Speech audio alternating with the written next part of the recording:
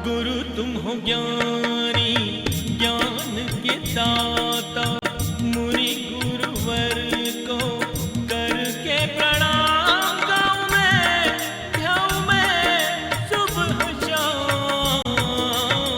पुलक सागर एक नाम एक नाम। मान्यवर, सोचना है। वो सीन तो निकल गया, अब आ जाओ। हमें मालूम है तुम कोई पानी यानी पीने नहीं गए हो, ध्यान रखिए। मान्यवर, ये वातावरण 21वीं सदी में हमारे घर में निर्मित हो रहा है। हम जब बच्चे थे ना, मालूम है 8वीं क्लास के बाद हम लोग फुल पैंट पहनना सीखे थे। 8वीं तक तो हाफ पैंट में ही घूमा करते थे। 2 जोड़ी 3 जोड़ी कपड़े होते थे।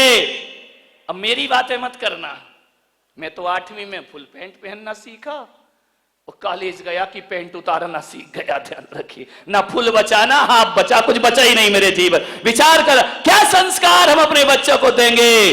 मान्यवर, निवेदन है आपसे, छोटा सा बच्चा जितना बड़ा शरीर नहीं उतनी बड़ी गाड़ी पकड़ लेता है। ध्यान रखना मान्यवर, विचार करना है आपको, बच्चों को कैसे परवरिश करना है।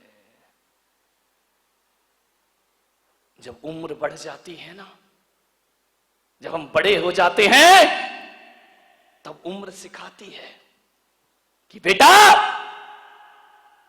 सारे ऐश बताऊं मैं आपको, जितने भी ऐश होते हैं वो बाप की कमाई में होते हैं। ध्यान रखना, बाप कमाई में ऐश पूरे होते हैं, शौक पूरे होते हैं, और आप कमाई में 2 वक्त की रोटी की व्यवस्था नहीं हुआ करती है।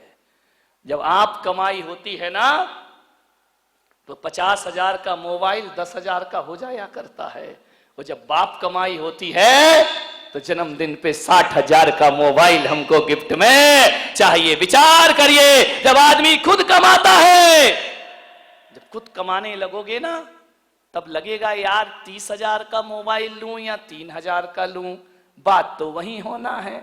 आज घरों में यही तो है, बाप के पास 1500 का 500 का जियो और बेटा के पास एप्पल। ध्यान रखिए, बाप उसमें काम चलाता है।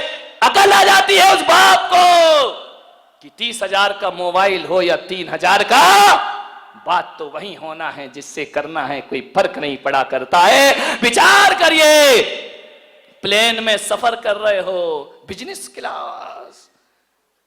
क्लास इकोनॉमी किसी में भी ले लो, आदमी पहुंचेगा तो वही ना।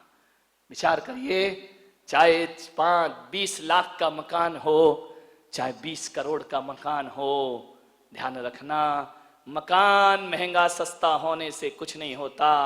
जिंदगी में तन्हाई है तो 20,000 का मकान में भी वही तन्हाई है, और 20 करोड़ के मकान में भी वही तन्हाई है। 3,000 का बैग, उसमें भी कपड़े वही रखे हैं, और 30,000 का बैग, उसमें भी कपड़े वही रखे हुए हैं। मान्यवर, ब्रांडेड शर्ट चाहिए, ब्रांडेड कपड़े चाहिए। ध्यान रखना, इस देश को, अमीरों को सबसे ज्यादा लूटने वाली कोई स्कीम है तो ब्रांडेड स्कीम सबसे ज्यादा लूटी जाती है। ब्रांड का पहनेंगे, अरे मेरे भाई ब्रांड का पहन, चाहे नॉर्मल पहन, इस ब्रांड से अमीरों की तो शान बनती है, लेकिन गरीब प्रभावित हुआ करता है। मेरे भाई, गरीब के दिल में टुकड़े हुआ करते। सोचना है आपको, विचार करना है, हम आने वाली पीढ़ी को क्या सौंप करके जा रहे हैं। मान्यवर, सोचना होगा। आप यदि घर में झूठ बोलेंगे, बच्चा सच बोलेगा। ध्यान रखिए, बच्चों को कौन सिखाता है। एक बाप ने अपने बच्चों को पढ़ा लिखा कर अमेरिका भेज दिया। अमेरिका चला गया, बच्चा इंजीनियर हो गया, पढ़ने गया था, वहीं जॉब लग गई, शादी कर ली उसने। अब बाप यहां समाज में आंसू बहा रहा है। एक ही औलाद है, पढ़ाया लिखाया बड़ा किया, बुढ़ापे में सहारा। अरे धोखेबाज औलाद निकली, बड़ी निकम्मी औलाद, कि जब हमें बुढ़ापे में जरूरत है तो हमें छोड़ करके वहां।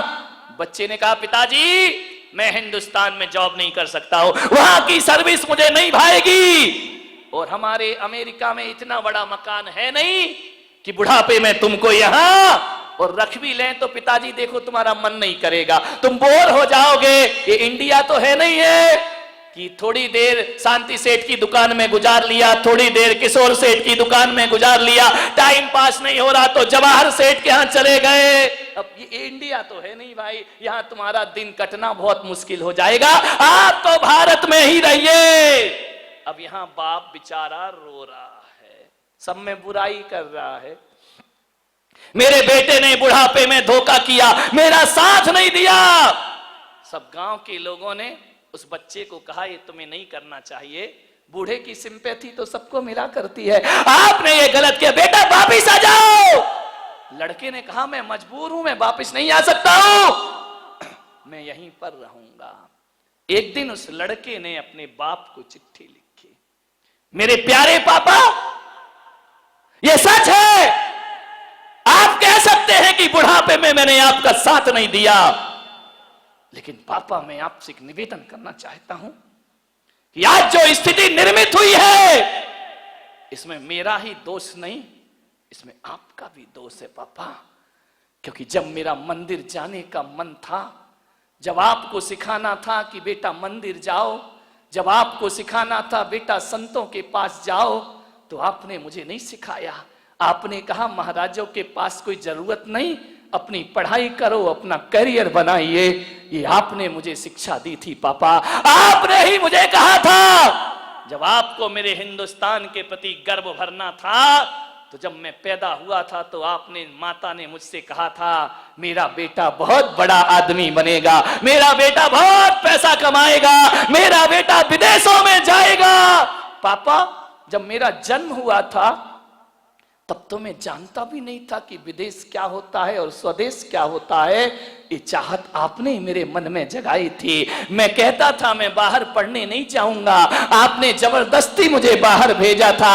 आपने कहा था विदेशों में शिक्षा प्राप्त कर ले, पापा बहुत पैसे वाले बनना। ये भावना भी तो आपने डाली थी ना मेरे अंदर।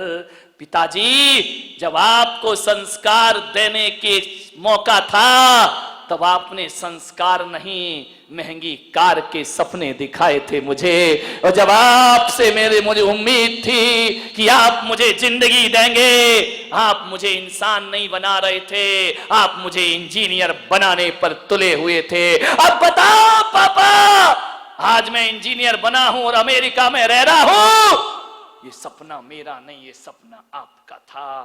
और अब मैं वापिस नहीं आ रहा हूं तो गालियां मुझे क्यों पड़ती हैं? अपने संस्कारों पर भी ध्यान दिया करो, अपनी शिक्षाओं पर भी थोड़ा। क्या बेटा ही गुनहगार है? माँ बाप कोई गुनहगार नहीं है। जब अच्छी परवरिश का समय था तब आप मुझे भौतिकता के स्वप्न दिखाते रहे। जब मेरी जिंदगी बनने का समय था तब आप मेरी जिंदगी नहीं, मुझे नोट कमाना सिखा रहे थे।